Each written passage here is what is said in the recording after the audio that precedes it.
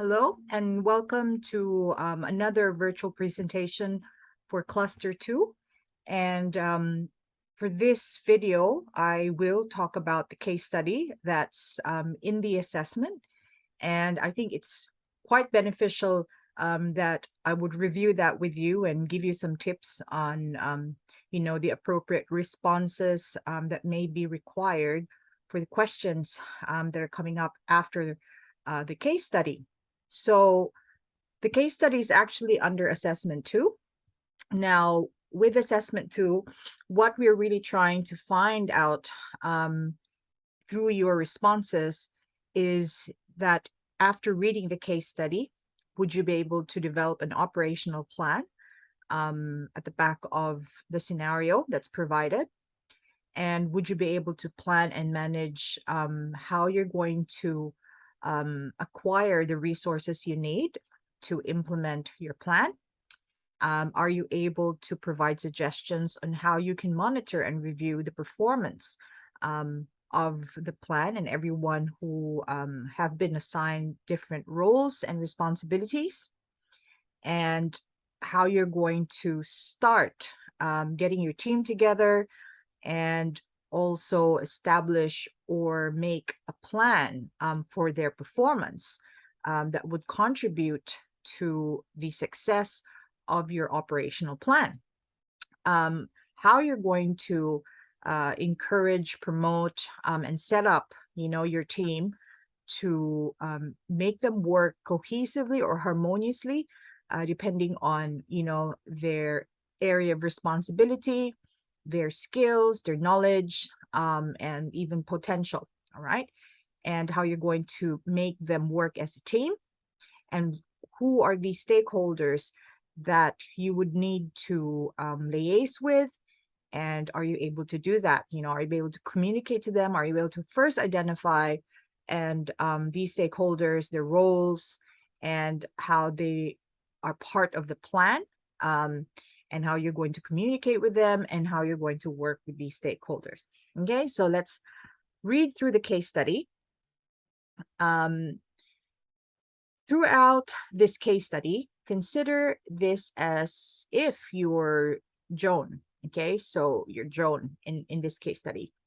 You will need to consider the perspectives of staff. What could Joan have done differently?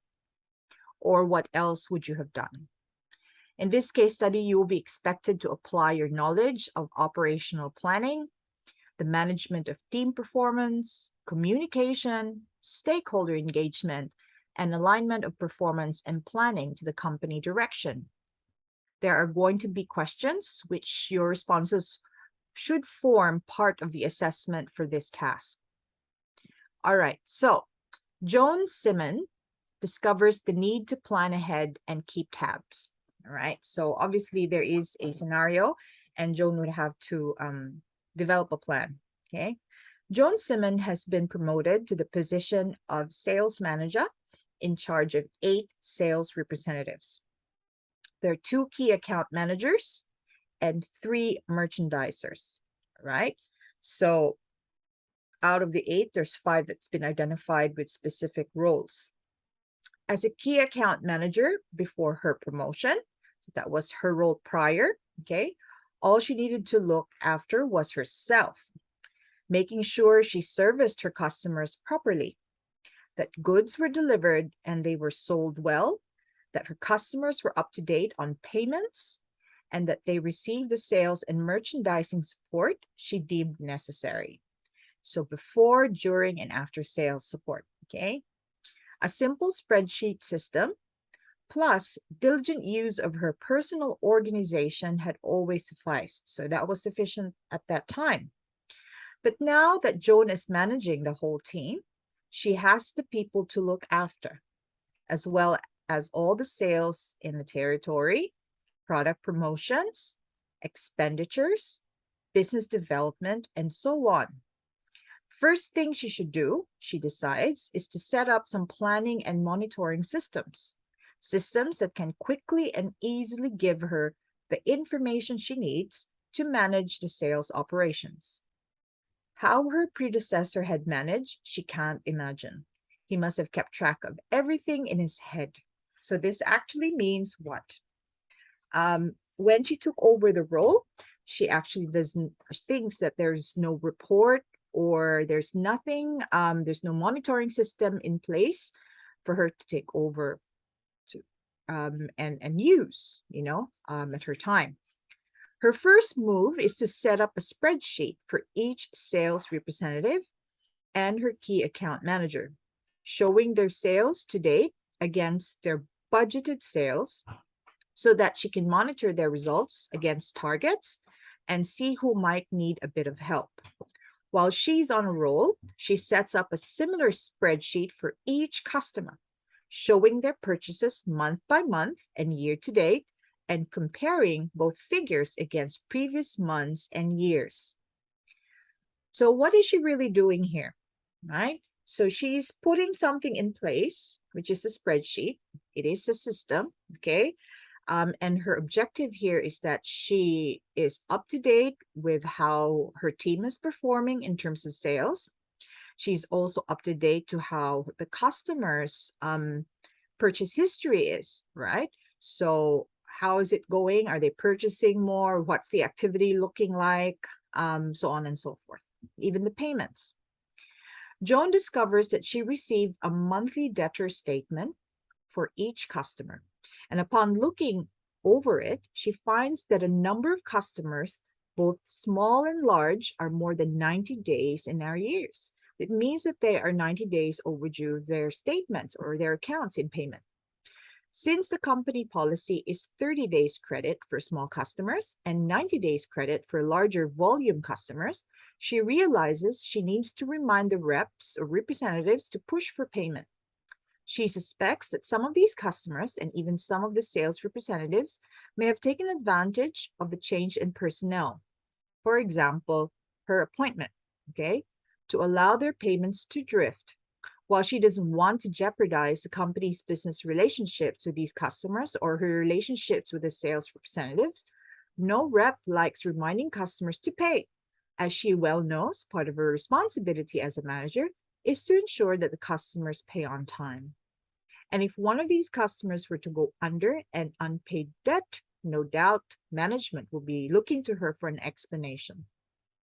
With that gloomy thought in mind, Joan moves on to develop another spreadsheet to track her expenditure to ensure that it remains within budget, and looks around to see where she should hang the large wall planner she has purchased to track her team's annual and personal leave. When Joan meets with her manager at the end of the week to discuss how she's settling into her new role, he seems impressed with her planning and monitoring initiatives, explaining that he's a big fan of management by exception. He says that when she compiles her monthly reports to him, she need only include information that is more than 10% above or below target, which essentially gives him a summary of what is going well and what isn't. He advises her to apply management by exception principles with each of the staff and incorporate them into her department's weekly summaries for the management team, so that she doesn't spend most of her valuable time poring over results. So, on her way home, it occurs to Joan that she should also plan the year's promotion for their customers. I should get the team to help plan those since they're the ones who manage the promotions, she thinks. All right, so let's review again. First paragraph. So first paragraph was about her position and how many people are under her. The second paragraph was talking about her previous responsibilities and now what she really needs to do on the next paragraph, okay? Because she's now responsible for the sales in their territory, including the promotions, okay? And even the budget, right? And business development's about acquiring new business. And there's no existing monitoring systems in place. There's no planning from whom she took over from, okay? And what she has done so far was she has created two spreadsheets, one spreadsheet for sales representatives and another spreadsheet for the customers. She also noticed that there are debts that are piling up. So these customers Not all of them, because you've got 90 days. All right. So you've got 90 days for larger customers, and it's saying that they're more than 90 days in arrears. So that, not you won't be able to say that all of them are delayed, but quite a lot of them between large and small ones. And she also notices that her sales representatives are not are trying to avoid chasing up payments. Okay. And she really wants those payments done. She wants, to reduce, if not eliminate, any delays in payments. She also needs to motivate her sales representatives to chase up payments. And there were no consequences, I think, with their years. So what she needs to do is to try to find a way to eliminate or reduce this, and motivate her reps to do that. Okay. And she's also noticed that there is a huge risk. Okay. So if she doesn't put anything in place now, the risk is that some of these customers may fold or go through administration, and they won't be able to recover those payments anymore. Okay. But she does not want to stir up things with the customers. So she wants to make sure that the relationship with these customers are preserved, if not even improve. And what those are just the two things that she's done. So she's done 2 spreadsheets. But in terms of expenditure, she's also done another one. So she makes sure that she doesn't go over budget, right? Now, those are the 3 things. She wants to monitor the performance of her staff. She wants to monitor the purchases of her customers. And she also wants to monitor if they're within budget in their expenses. Now, the 4th one is that she needs to come up with a regular report that she needs to provide her manager. Okay. And it's at the end of each week. And she only needs to give a report. Okay. She compiles her monthly reports to him. Okay. And she only needs to report 10% above or below target on a monthly basis. Okay. So in terms of time frame, okay, she does her summaries weekly, but she reports monthly. Okay, that's it. So because she advises her to apply management by exception, each staff incorporate them into department's weekly summaries for the management team, so that she doesn't spend most of her valuable time poring over results. So it's really just about the variance, which is 10%. Right? Now, what risk did Joan's predecessor take by not using any planning and monitoring systems? Now, as you can tell, if you were to look at what the responsibilities of Joan are, you can see that she takes care of the performance of the staff. She needs to take care of purchases of customers and to promote and make sure that she retains customers and even acquire new customers. Okay. Next is she wants to make sure that payments are on track, and she also needs to make sure that she's within budget. So there's actually 4 core responsibilities. Actually, if you think about the customers and split it in 2, it's about maintaining the relationship and also building new ones. So there's about 5. Okay. So out of these 5, what did her predecessor risk? Okay. If there was no planning and monitoring on sales representatives, what would happen? If there was no system in monitoring what customers are buying and what they've paid for, what would that be? If there are no promotions, there's no planning on acquiring new business, what will happen? If she does not monitor her expenses, what would happen? So those are, and 5th is, if there's no planning on how to manage and maintain relationships with their customers, and they just come up with new things and implement new things without planning this properly and giving the stakeholders or the customers prior notice, what's going to happen. So without proper planning, there's a lot of things at risk. Okay, so staff, customers, finance, actually two on finance. So there's a lot that you need to think about. Now, when you're rating Joan's efforts, okay, how would you rate it so far? So let's just say create your own criteria. Say the rate would be between 1 to 10, 10 being best and 1 being poor. Where would you rate Joan? Okay. And what should she be doing? So what's her next steps? She's done all these spreadsheets already. Okay. And we're very familiar with that when people just start creating these systems, really, and not having an overall plan for everything. So she went straight into implementation without that planning thing. What should she be doing? Okay. Should she be going through all her goals and objectives and looking at the time frame she's got, and then planning to be able to incorporate all her objectives and also incorporate the staff's input, on a particular plan? Should she be communicating her plan in terms of what specific things and what roles, what sort of training would be needed, what resources would be needed?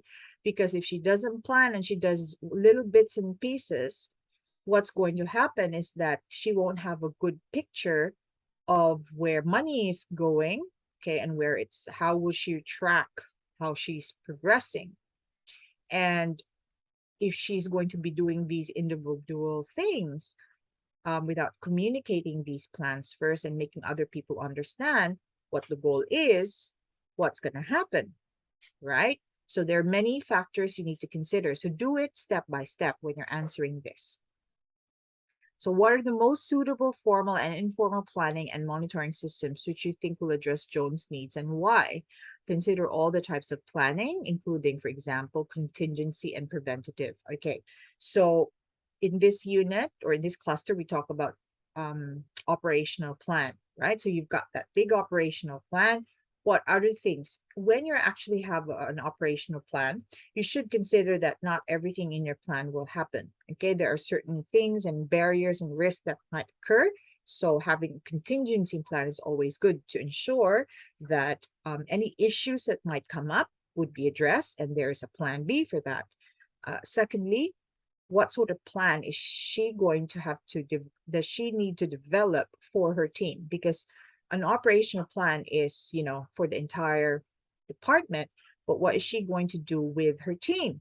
So there's a group of people, that's her team, and there are also individual ones.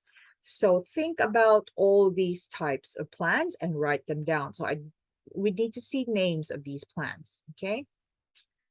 Number 4, what do you think of Joan's idea of involving members of her team in planning the year's promotion? So she was saying that, since they've been in charge of that, they should start planning the year's promotion. I see the benefit of getting people involved and giving them responsibilities on these things. However, I think for the first few ones, she should really try to lead them and guide them. Okay, so the promotion, when you're planning for a promotion, there has to be key performance measures, and you should already know before you plan for different initiatives, what's your budget for that promotion, what would be your scope, your parameters for that promotion, what are your limitations, what are the resources that you need to buy, okay, because it then affects the budget. So you kind of need to have a very good idea of your basic information before you start planning. Now, would the team be in a position to do that, especially when they've not had some experience, assuming because of the practices prior, but they don't have that background to be able to plan something. All right, so there. Number 5, Joan will need to keep her staff informed about her plan and how this will impact them. How should Joan communicate with the staff? So what we're looking out here for would be what sort of meetings, what sort of communication methods, emails, verbal, whatever it is. All right. So think of these activities when people meet, and then Joan can communicate the plans to them. Recommend ways on how to keep her clients and other stakeholders informed of any changes she plans to implement. So you know that she's trying to get the payments on track. So how will she do that? Will she just all of a sudden tell them, I'm sorry, you're in arrears, and then we're gonna charge you this? What is going to happen? I mean, granting that she wants to keep the relationship of the customers into positive light, should she just send off a letter to her clients? What should need to be done? Okay. What review process should Joan implement to determine the value and organizational fit for the plans that she has put in place? So when you are trying to create a plan, what do you need to check before you plan anything? Okay. There are certain documents that you need to check whether you're well within the organization's requirements to be able to do whatever you want to do in your plan. Okay. And what is that mother plan that you need to have a look at before you create an operational plan? Okay. There's always going to be some kind of guide, a major goal, okay, of the overall business. So what should you be looking at that before you create a plan of your own? Okay. Should the team develop a contingency plan? Okay. Describe Joan's leadership style and how this may have affected her team. So have a look at consider what this team had been in the type of leadership they were under, and then where Joan is in. Okay, so what is she trying to do? What sort of management style does she have? Is she more of a passive leader, not planning, or is she more a reactive leader? Is she proactive? Is she micromanaging? What just put as many words to describe what Joan is trying to do. Okay. And consider both positive and negative in the positive and negative impact to her style of leadership to her team, not just the positive, but also both ends. Because as a leader, you need to consider that with any change, there's always going to be resistance, you need to be prepared and even plan to be able to manage that resistance to change. Next, what policies and procedures should Joan renew or develop to support the new direction of the team? All right. Think about all these things that she's been doing. Okay. So if she is trying to manage her staff performance, what sort of policies and procedures relate to that? Okay. Does she need to review it? Does she need to see it? Does she need to do anything with it? Because something has changed. She's added something into it. So it has to be clearly written on a document. So the staff would understand that this is a requirement. All right. And they would understand also the process and how it impacts them. Okay. And how it all aligns to the business goal. Okay. So staff, policies and procedures. What about customers, policies and procedures? What about expenses? Okay. What about credit procedures for customers? So think about those. Even promotions. All right. So what sort of policies and procedures would need to be reviewed when or checked when you are doing some promotions? Outline the steps Joan should take to initiate performance plans with the team. Okay. So just think about as if this team has not had any performance plans. We're talking about team performance and also individual performance. So how will she start it? Okay. would she start first creating policies and procedures or reviewing what's existing and improving it, getting the consensus of her staff, speaking with HR and liaise with them. Okay, what are the description, laws and regulations around it, what sort of activity should she initiate to make sure her staff are well across, what she's trying to implement, and she gets their cooperation and participation, all right, and that they understand what's actually happening. What support should Joan provide to her team during the transition? So, as I've mentioned before, just assume that this team had not been through a type of leader who did planning, communicated well, who monitored them. So what sort of things should you be putting in place to make sure that the team feel that they are supported, that they have a say, that they have their input, that if they don't know and understand what's going on, that they are being supported as well. So think of all these different ways that you could show support to the team. What approach should Joan take to tackle issues that may arise as a result of the changes she's making? So think about all the other factors again, okay? Think about the issue with staff, think about the issue with customers, think about the issue with payments, think about issues with budget, and think about issues with promotions, okay? And then create a plan. So what sort of approach are you going to do? Okay. And is Joan just going to be doing it by herself? What sort of other ways can she do or apply in terms of being able to resolve any potential issues that might come? Joan knows that for her plan to succeed, her team should develop a strong sense of ownership and accountability to the tasks assigned to them. What advice would you give Joan? Okay, so when you say accountability and commitment and ownership, okay, the basic factors are the team should understand why this plan has been made, or why did she create that plan? What are the consequences to the business and to them, as well as what are the rewards that come with it, okay? And also being able to foster accountability is about being able to establish understanding and support as well provided to them, so they feel that they just won't give up and they get frustrated and just leave it, okay? So she needs to keep her team engaged. How will she do this, right? Oops.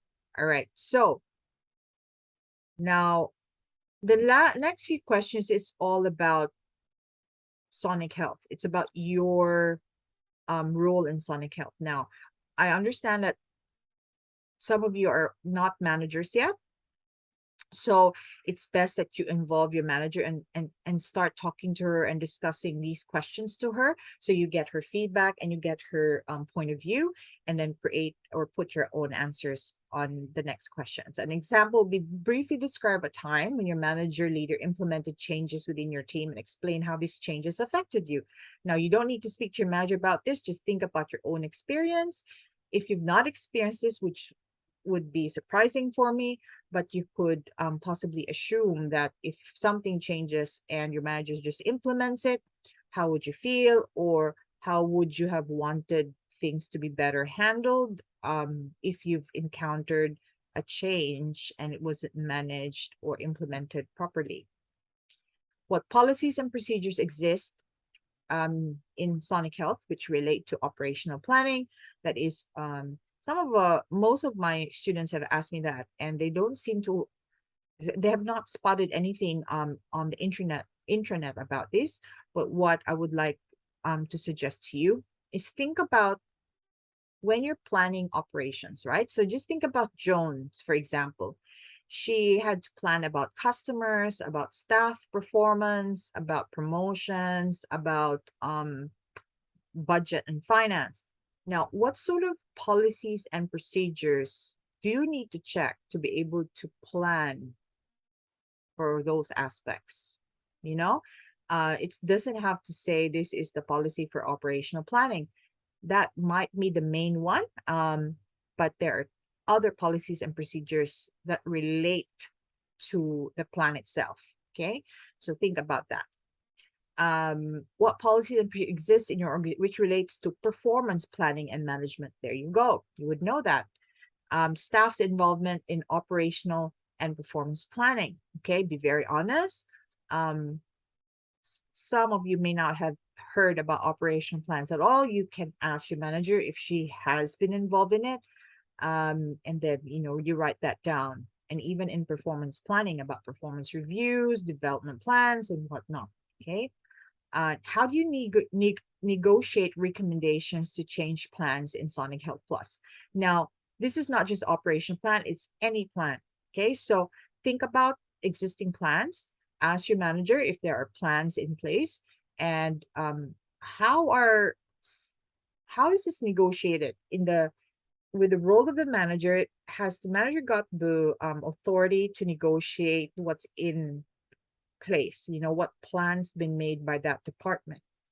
Do staff have a say on any type of plan that Sonic Health Plus develops or implements? Okay, or plans to implement? How do you record and document planning within your team at Sonic Health Plus? So think about your level. Okay, if there are any plans, where do you find that? You ask your manager if they've had any plans, ask them about that. Where do you find it? All right, so that's actually the first case study. That's all the time I have for now, and that's quite a lot of information to take in. The next time I'm going to talk about the next case study as well, which is all about Jake. So I hope that this video would help you, think about the appropriate responses for case study 8. Thanks so much, and see you again next time.